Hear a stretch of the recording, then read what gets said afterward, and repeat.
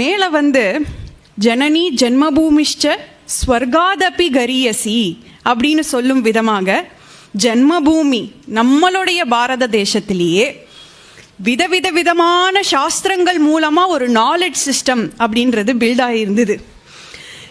பல்வேறு விதமான சாஸ்திர விஷயம், தர்மசாஸ்திரமாக இருக்கட்டும், ஜீவசாஸ்திரமாக இருக்கட்டும், ஜீவன சாஸ்திர விஷயங்கள் மூலமாகவே முதல்ல ஆத்ம விஷயத்துலேருந்து ஆரம்பித்து இப்படி பில்ட் ஆகி இண்டிக் நாலேஜ் சிஸ்டம் அப்படின்னு பில்ட் ஆச்சு. இண்டிக் நாலேஜ் சிஸ்டத்துக்கும் மேலே பல்வேறு மாடர்ன் விஷயங்கள், ஃபிசிக்ஸ், கெமிஸ்ட்ரி, அதெல்லாம் இதை சார்ந்து வந்தது. நம்மளுடைய இண்டிக் நாலேஜ் சிஸ்டம் எவ்வளோ ஸ்ட்ராங்கானது, how strong it has been. It was one of the foremost systems built. So after the introduction of our own Indic knowledge systems, whatever we had given to the world gave us back in a very different format, in the different names of maths, physics, chemistry and everything. So we have a person with us who is an expert in this Indic knowledge system, who has done a lot of research, who has published his own research papers, who is a researcher in linguistics and semantics. At the same time, he is a director, Center of Indic Studies, Indus University, Ahmedabad, and he also trains teachers from UGSC IKS committee, and he is a reviewer at IKS Department, Ministry of Education. Today we have with us, who identifies himself as Ram Sharma with all pride, we have with us Dr. Ritendra Sharma. He was one of the pioneers in, talking about Indic videos, releasing Indic videos even before it was actually a thing. Today we have a lot of videos, but he was a pioneer in releasing such kind of Indic videos.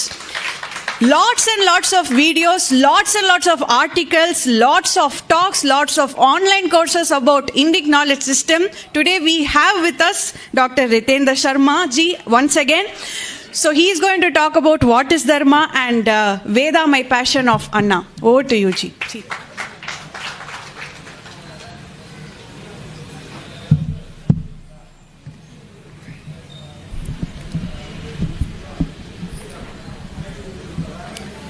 Om Gurubhyo Namaha. My humble pranam first of all at the feet of Acharya Ranganji and Amma.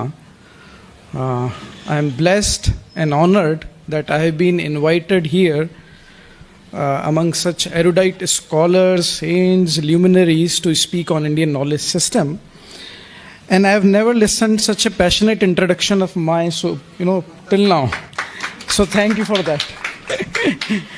I am enjoying the ambience first of all. I took blessing from my East Devta, Lord Hanuman, just visited him. And we need to remember that it's like just one day, 1 year, Shri Prabhu Ram came to his abode.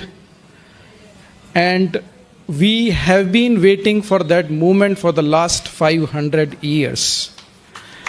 And it was momentous occasion for all of us. So I think there is some cosmic alignment today that it just on the eve of that 1 year of when Lord Ram came back, it's Vivekanand Jayanti also, and Acharya Ranganji is getting his honorary DLit today. Congratulations to you.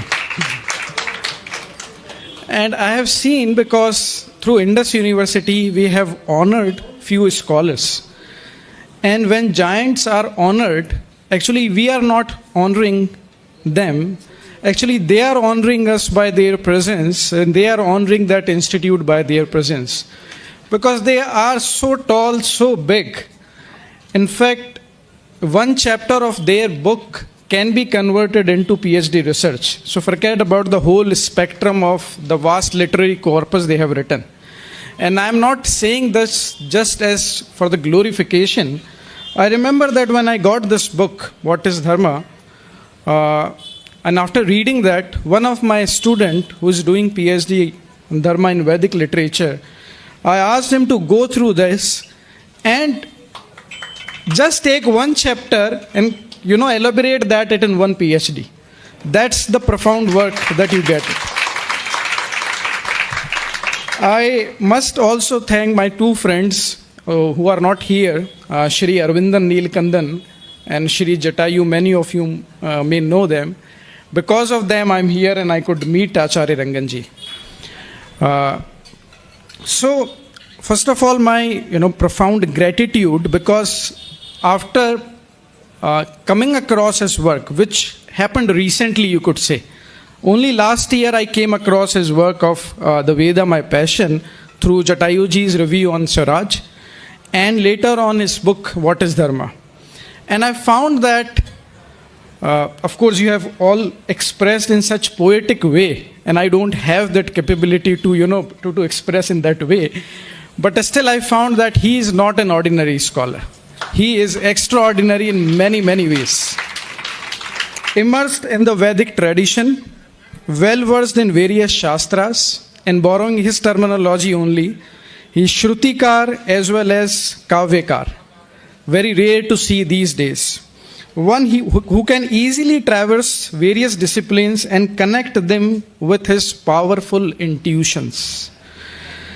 That's why I call him the mystique scholar. Of course, he is devotee, he is Acharya in many sense, but mystique scholars are rare to find in India these days.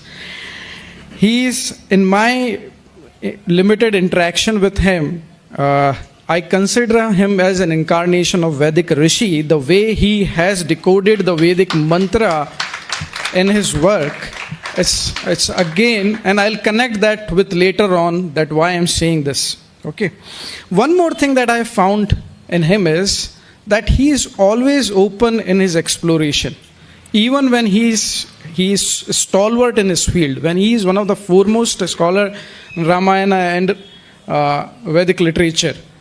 But I have seen him, whether it's Western concepts, whether it's modern, contemporary concept, he is well versed in all, and he can connect all the dots together with so much ease. And it reflects that you don't need to be the anti-Western all the time. You don't need to be anti-scientific all the time while speaking on tradition. If you think you are well grounded, if you have a strong hold in your tradition, and if it has something valuable to contribute in 21st century, then more accommodating approach, as my previous speakers were also mentioning. So his approach is more accommodating because he is so well versed in Shastra. And that is very rare to see these days coming from orthodox or traditional fold. Having said this, how I got connected to this and why again it is important, his work is, of course, his work is important at civilizational level, not only for some community or another, Ramayana Bhakta only. And why I'm saying this, if you know the condition of academia in India right now, and not only in India, in the Western world, and I'm primarily talking about humanities department, they have become the hotbed or breeding ground for ideological revolutionaries and nothing else. Like they are engaging themselves not in studies of finding out the classical concept of like truth, beauty, good, or something like that. They are getting trained, and that's why even serious and sincere scholars are admitting that humanities department, whether it's anthropology, sociology, philosophy, psychology, across all domains of humanities, they are facing a huge crisis. And I'll come to the point why this huge crisis is there and why Ranganji's work is important in that regard and can show light to the modern humanities department and can benefit them. So one of my areas in my civilizational quest to understand, Bharatvarsh is semantics, and which is simply how words and meaning are connected with each other. So Shabd and Arth. Now language is so transparent and we use it so easily because it's part of your mental construct when you are growing up. So you do not do much effort in learning it. It's like your mental organ, your linguistic organs also grow along with that. Of course, with classical language, it's a separate thing. You need proper systematic training to cultivate that. But what I'm saying is that word and meanings The whole science of semantic was developed in India, pioneered in India, and that's why the oral tradition could pass on for generation to generation for thousands of years. So there is one deeper problem right now in modern humanities department. Let me spell it out in that way. How words are connected to meaning. So when you use one word, let's say dharma, let's say values, let's say justice, how do you define that? So one stream coming from the West again, they say that you have to take the literal meaning, you have one word and you have one meaning. And which is coming closer to the interpretation of machine intelligence, artificial intelligence, because they are using natural language processing to understand artificial language processing as well. So one word, one meaning, okay, then it's done. But we know that the meaning are not structured in that manner. They are more ambiguous, let's say. You have to have, various connotations and denotations inherent in them. So should I say that they have multiple meanings? But the problem is, if you say that words have multiple meanings, then are all meanings have equal legitimacy and equal authority, or they have equal acceptance? So now we are stuck between this debate of one word, one meaning, and one word and multiple meaning. So one is like more scientific study of doing the semantic interpretation. And remember, the semantic is the core of the textual interpretation. Okay. On the other hand, when you look at the multiple meanings, this is what you might have heard the name of Wendy Doniger, Devdutt Patnaik, the postmodernist school, left liberal schools, where they will end, as he was mentioning Mr. D and X and Y, I don't know whom he was referring, but rightly referring. Okay. And so where Indic insights come into this? This is at the crux of humanities department of literary interpretation and textual interpretation. Let me quote one eminent linguistic in this regard. He is Ray Jackendorf, worked for almost 50 years in linguist, and has produced seminal research papers and dozens of books in this area. What he is writing, please pay attention to this, because that's where I think Acharya Ranganji's work can decode things very simple. So he says the problem is that meaning is the holy grail not only of linguistics, but also of philosophy, psychology, and neuroscience. Not to mention more distant domains such as cultural and literary theory. Those who might have connection with humanities department, they might get idea about this. Understanding how we mean and how we think is a vital issue for our intuitive sense of ourselves as human beings. For most people, meaning is intuitively the central issue in the study of language, far more important than understanding details of word order or morphology. So one of the biggest giants in Western humanities department, Ray Jackendorf, is saying that meaning is the holy grail of all humanities department. And that's where the problem began also. We have seen in the last 300 years or so, at least since colonial powers began to take hold of our text and started interpreting them.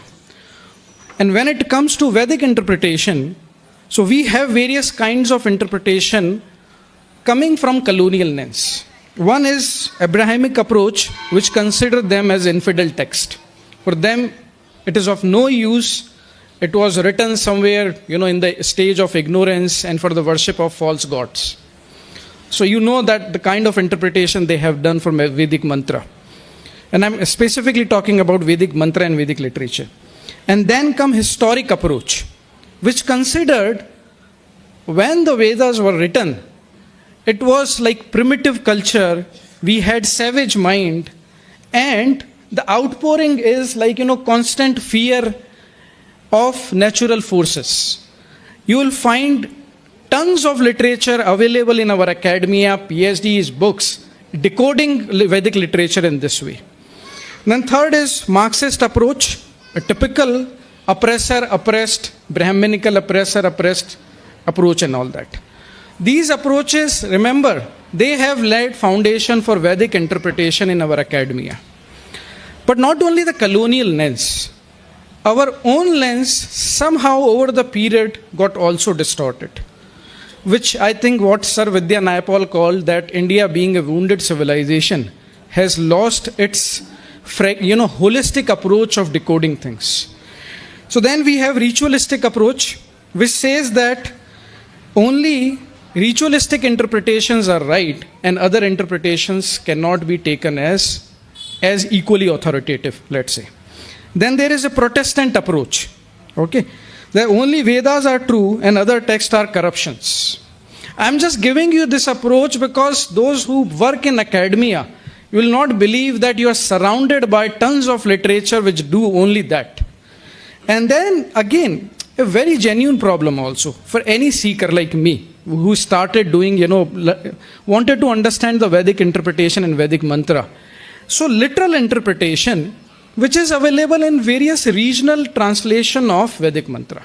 In fact, few months back I was going through 4 or 5 translation in Hindi to understand that. But again, the problem of Vedic mantra is if you just go by their literal interpretation in whatever language, you cannot understand them. And this literalist approach is there. So understand that the whole tradition is not allowing us, for the last 300 years, when we have uprooted ourselves from our own Indic tradition, the foremost text of Hindu Dharma, Sanatan Dharma, is Ved. And if we cannot understand the Vedic mantra, the symbolic meaning, the deeper meaning of that, then we are failing in our duty to pass on our, scholarly wisdom to our next generation. And that's where the work of Acharya Ranganji is very crucial and important. And his approach, very, for laymen like me, I am not trained in any Vedic school. I'm not very well familiar with Sanskrit as such. Okay. But someone like coming from maybe, let's say, westernized education and trying to decolonize himself, and if he picks up that book, he is getting so many hints and so many pointers that at least you'll begin your journey in the right direction. Because he bridges the gap between the mystical tradition and the contemporary idiomatic expression that is required today. If you write only in traditional way, the modern mind will not understand. If just to please the modern mind, if you dilute the content, then you are doing injustice to the content itself. So, this work, the Veda, my passion, please let me know when my time is up because I lose track of that. So, we all know that it's summary of the monumental work that he wrote, that is Dhwani Deepika, in Sanskrit. And I think just to help us, beginners, that how to approach Vedic text, he has written this. So out of compassion, I think he has written this book. And Dhwani Deepika, as previous commentator and of course very erudite, our scholar, mentioned that, look, Dhwani is not new concept, it is traditional concept. Acharya Anandavardhan wrote Dhwanyalok, which text is almost equivalent in status of Panini Ashtadhyay or Bhartari's Vakyapadiyam. And these 3 texts helps us to decode the Vedic mantras also. But more than that, you need mystical intuitions, you need sadhana to decode that. And that's why all these things, I think, combine in Acharya Rangan's work, because he does such a fantastic job of doing this. Those who might be new to it, I don't know, I think I see, devotees and bhaktas all around, the way they are listening to all these things, and you have so much reverence for your Acharya. But still, if it is getting online, broadcasted, why Dhwani Deepika is important, it's written in the preface of Veda very lucidly. Though there are many research works, commentaries and writings on the Veda, works having its spiritual interpretation are rare indeed. Even among the works having a spiritual interpretation, the commentary for the Rig Veda as a whole in Sanskrit is quite few. And then, even among the spiritual commentaries of the Rig Veda as a whole, the one with recognition from traditions is extremely rare and special. The author commentaries on the Rig Veda is of that kind. It's like, once in a century kind of work that he has come out with.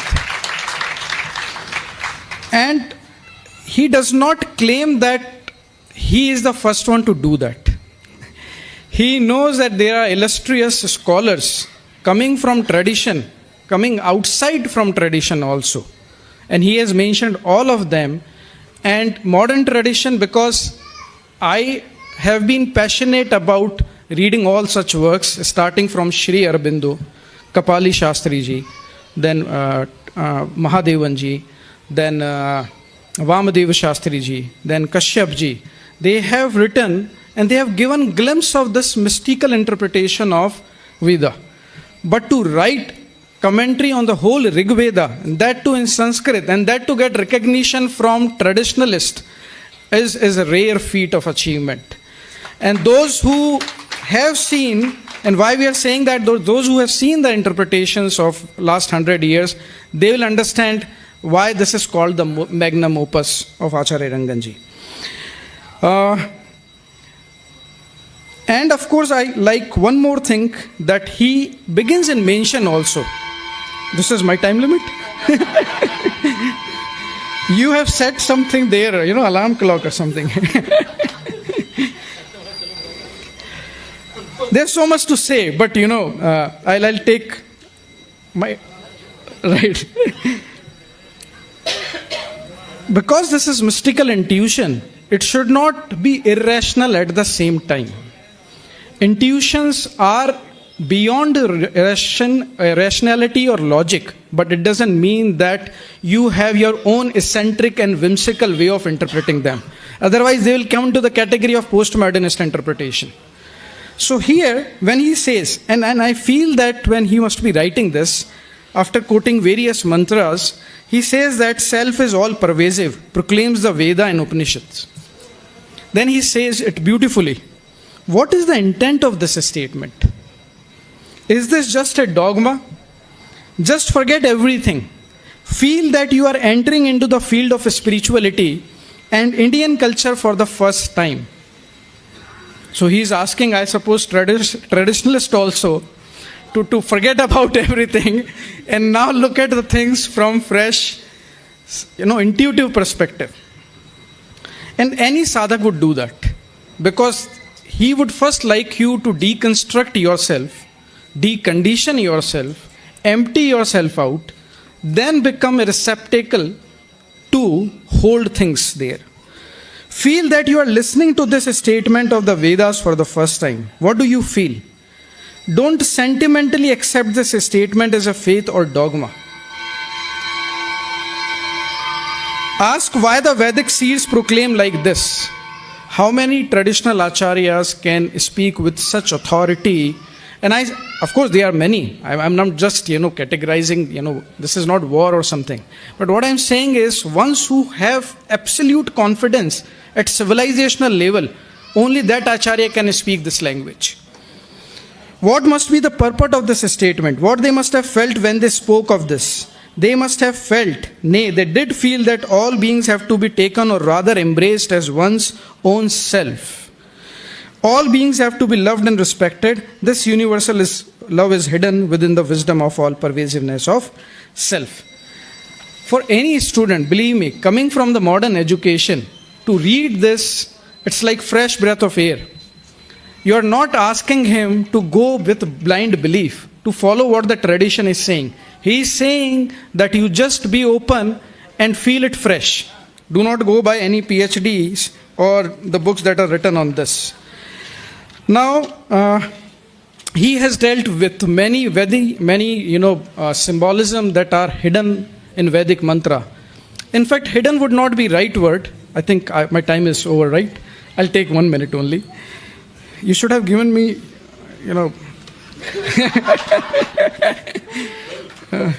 Maybe part 2 is there also.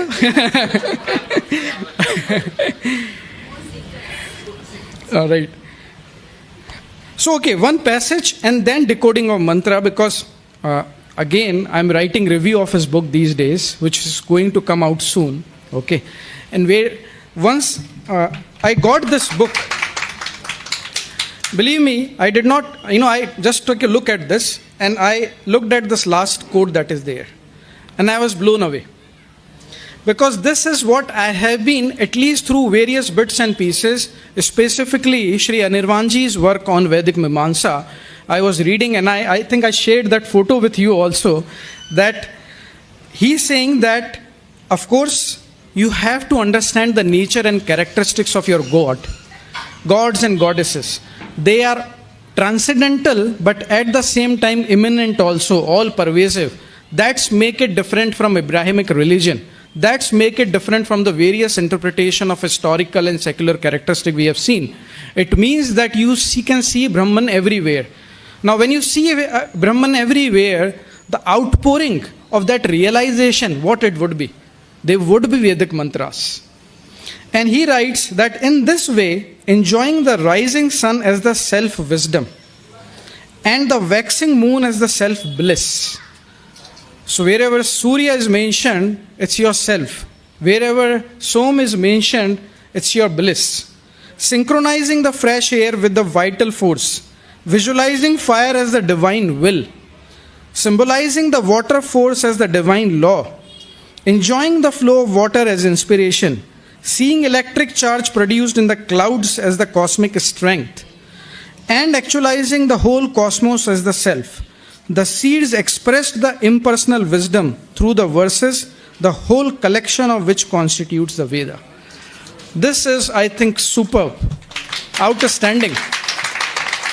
It's, again, that's why I said that he is incarnation of Vedic Rishi. The way poetically he has expressed in prose, and take it as a key, like I'm talking about myself, and then start seeing the mantras, and you will see the whole spiritual forces behind those mantras will start getting unfold in front of you. So thank you, Acharya Ranganji, for writing this. Maybe in part 2 I'll cover what is Dharma if given opportunity. Till then, thank you. Thank you very much for listening.